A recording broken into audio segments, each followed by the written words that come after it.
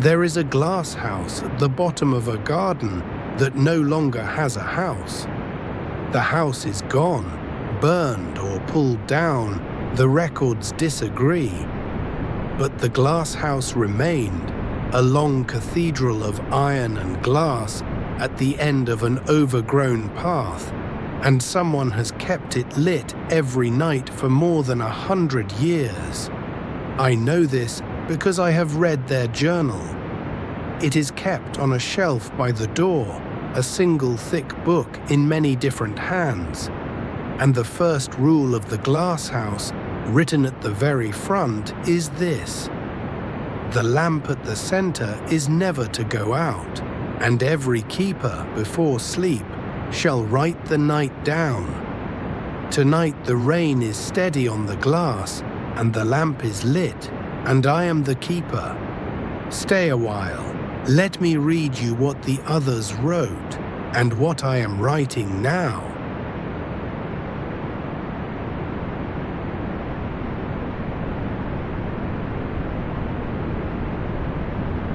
The book is called, by everyone who has held it, the Night Book. It is not a diary of days. The keepers worked their gardens by daylight like anyone. The Night Book is only for after dark, when the glass house becomes a different place. The earliest entry is dated the autumn of 1891, in a careful, slanting hand, and it begins without explanation, as if whoever read it next would already understand.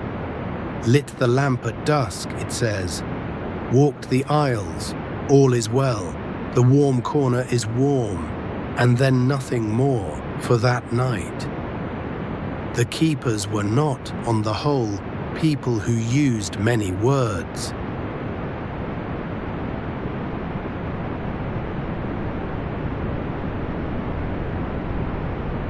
Let me tell you how the glass house is built, so you can walk it as I walk it now. It is one long nave running east to west, taller than a church at its center, where the roof swells into a great glass dome. Down the middle runs a single wide aisle of stone flags, worn pale by 100 years of slow footsteps.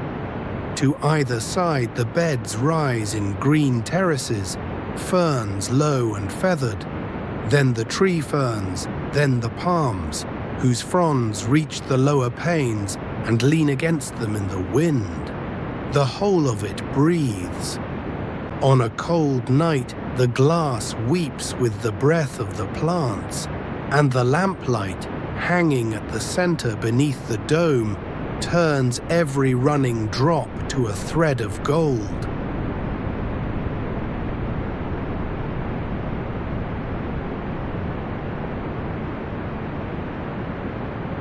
The lamp.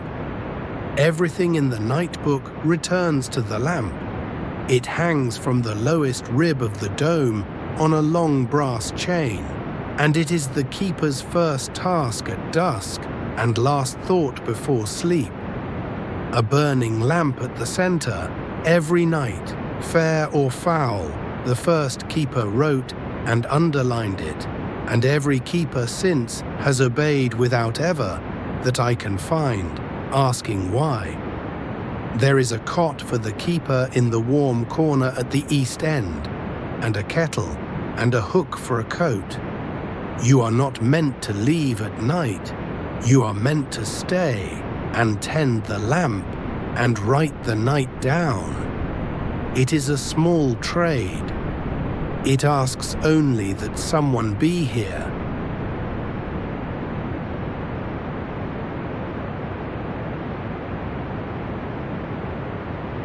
I came to close the place.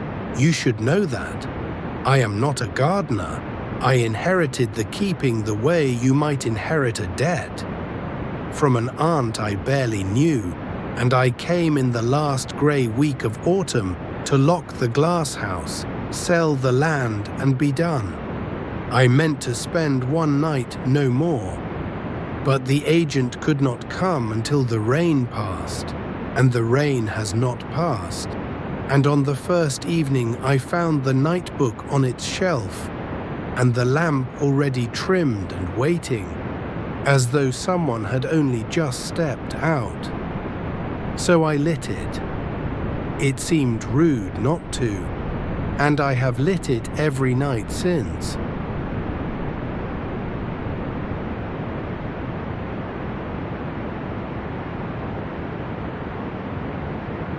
The warm corner is the strangest thing, and the first thing every keeper mentions. The east end of the glasshouse, where the cot stands, is warm. Not hot, warm, the even settled warmth of a room where a fire has burned all day. Though there is no fire, there is a brick flue in that corner, an old heating stove from the days of coal, but it is cold. I have put my hand to it. It has not been lit in my lifetime. And still the corner is warm, warm enough to sleep in with the rain a finger's width away beyond the glass. The warm corner is warm, the keepers wrote year after year, the way you might note that the sun had risen. They did not find it frightening. In time, neither did I.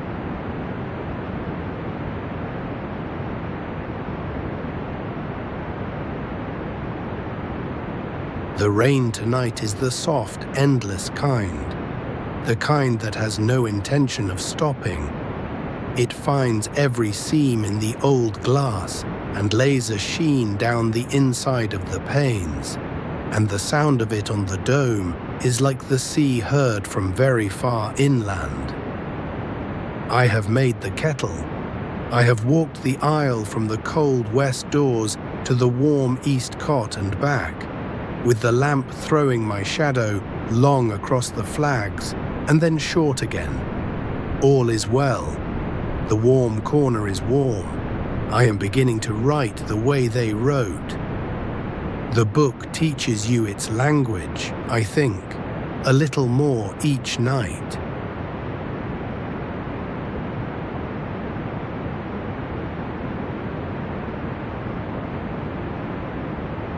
Here is an entry from the winter of 1923.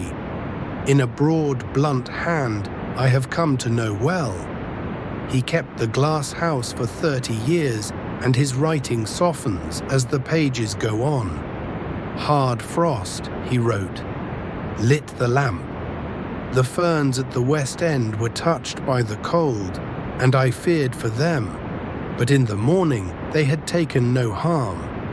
I think the glass house keeps a little warmth back against the bad nights, the way a careful house keeps a candle, and below that, smaller, as if added later.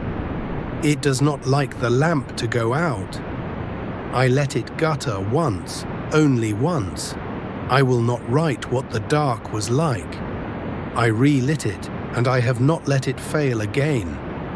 That is all he says of it. I have read that line many times.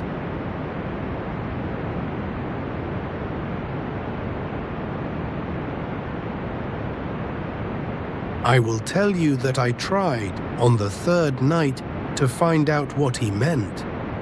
Not bravely. I am not brave.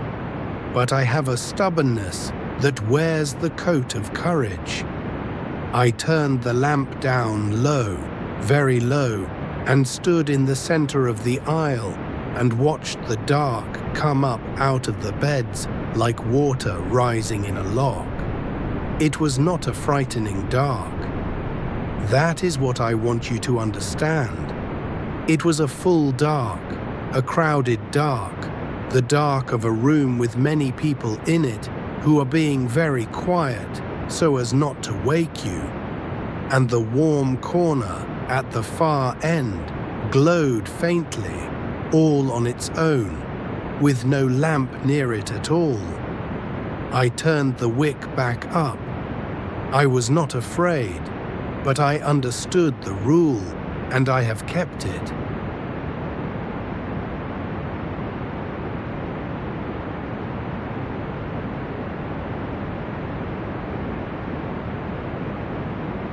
The entries do not stay in their years. That is the thing about the night book I was slowest to see.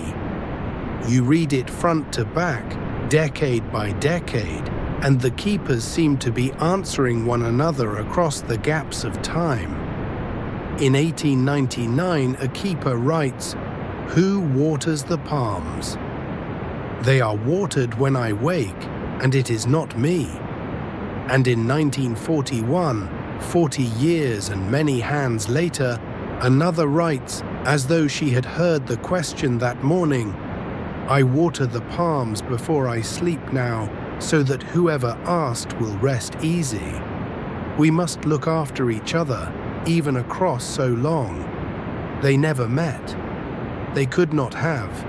And yet the book holds them in the same conversation, the way the glass house holds the same warm air, breathed and breathed again.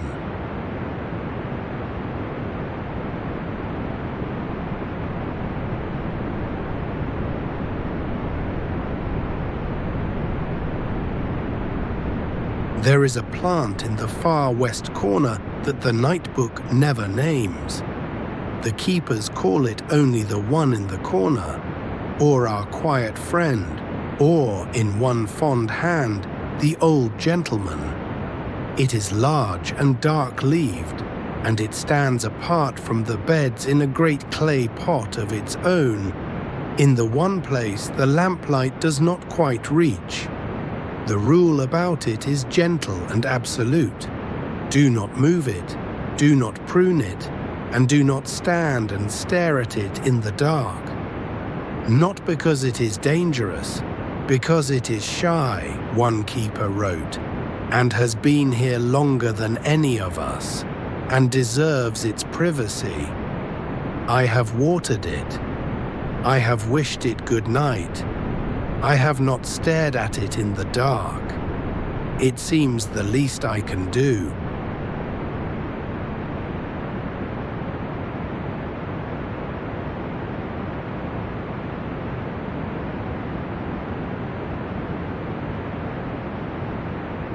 The rain has settled into the long part of the night now, the part with no edges. I have walked the aisle again. The lamp swings a little when I pass it, and the light slides over the wet glass, and for a moment every pane is a window with gold rain falling behind it. And then it is still. The palms lean on the glass in the wind. The ferns hold their breath. The warm corner waits with the cot turned down, as though it has been expecting me for 100 years, and is only glad at last that someone came. I am no longer in any hurry to sell this place.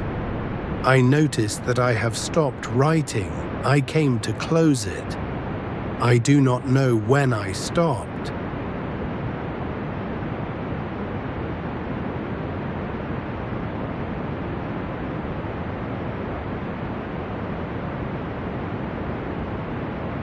A short one from the spring of 1968, in a young round hand that appears for only a single season and then stops. I was lonely when I came here. I am not lonely now. I cannot explain it, and I will not try, in case explaining breaks it. The glass house is good company. Good night, whoever you are reading this. The lamp is lit, the corner is warm. You are not as alone as you think. And that is the whole entry. I read it on a bad night, my own bad night, and I will tell you honestly that I put the book down and pressed my hand flat to the warm bricks of the cold stove, and felt the warmth come up into my palm out of nowhere at all, and was comforted, and was not ashamed to be.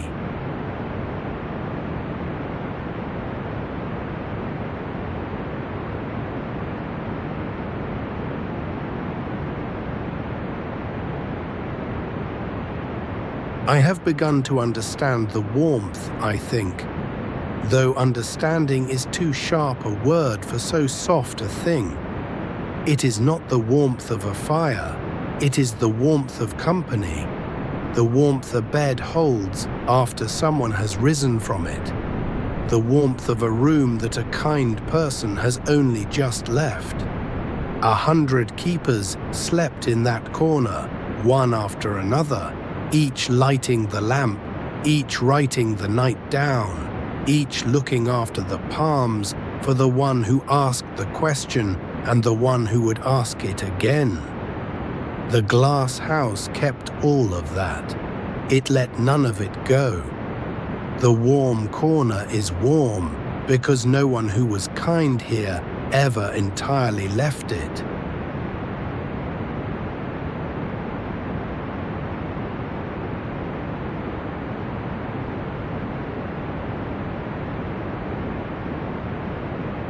The lamp needs trimming. I have trimmed it.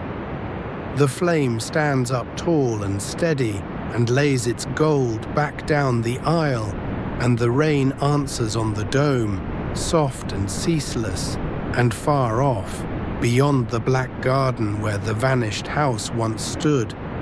There is no light at all but this one. We are the only lit window for a long way in the dark. I find I like that. The keeper in 1923 was right. The glass house keeps a little warmth back against the bad nights, the way a careful house keeps a candle. I am the candle now. So are you, a little, for staying. Rest your eyes if you like. I will keep the lamp.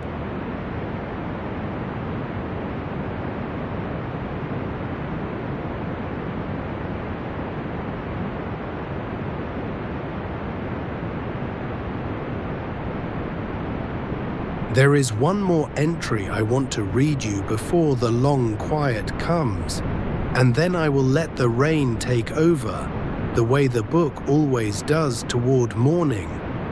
It is from my aunt, the woman I never knew, whose keeping I inherited like a debt and have come to feel as a gift. Her hand is small and very tired toward the end. I am old now, she writes, and I will not keep the lamp much longer. But I am not troubled. Someone will come who means to close the place, and they will light it just once, out of politeness, and the glass house will do the rest. It is patient. It only needs someone to be here. Whoever you are, stay the night. You will understand by morning. The corner is warm. It always is.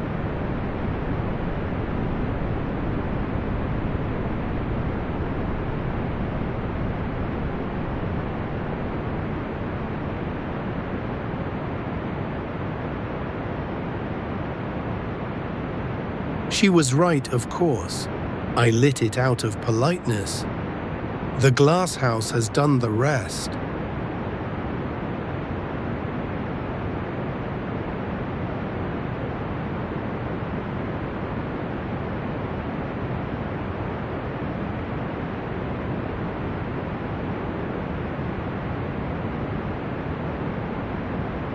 The rain is gentler now, or I am. The lamp burns at the center under the great dark dome.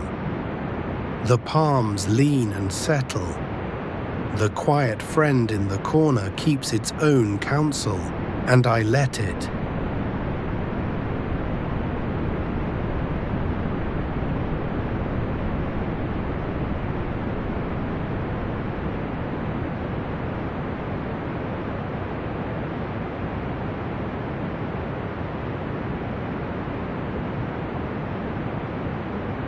I have written the night down, the way the first keeper asked, the way all of them asked, each in turn, each leaving the book a little warmer for the next.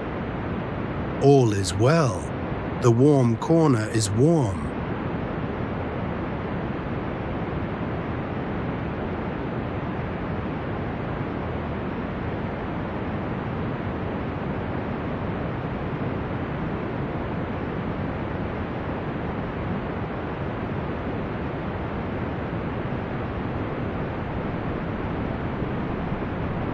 If you are still with me, you do not need to stay awake for my sake.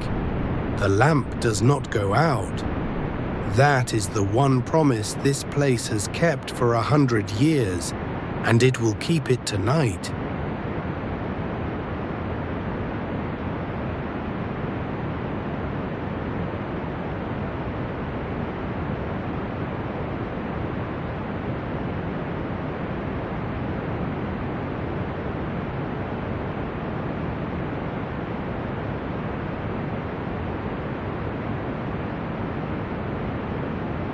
Sleep then. The glass holds the rain off, the corner holds the warmth in, and every keeper who ever sat here sits here still, very quietly, so as not to wake you.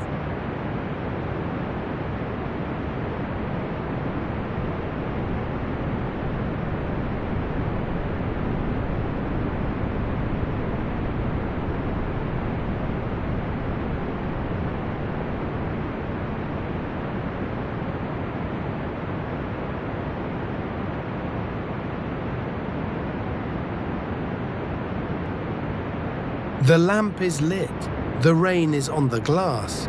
You are not as alone as you think. Good night.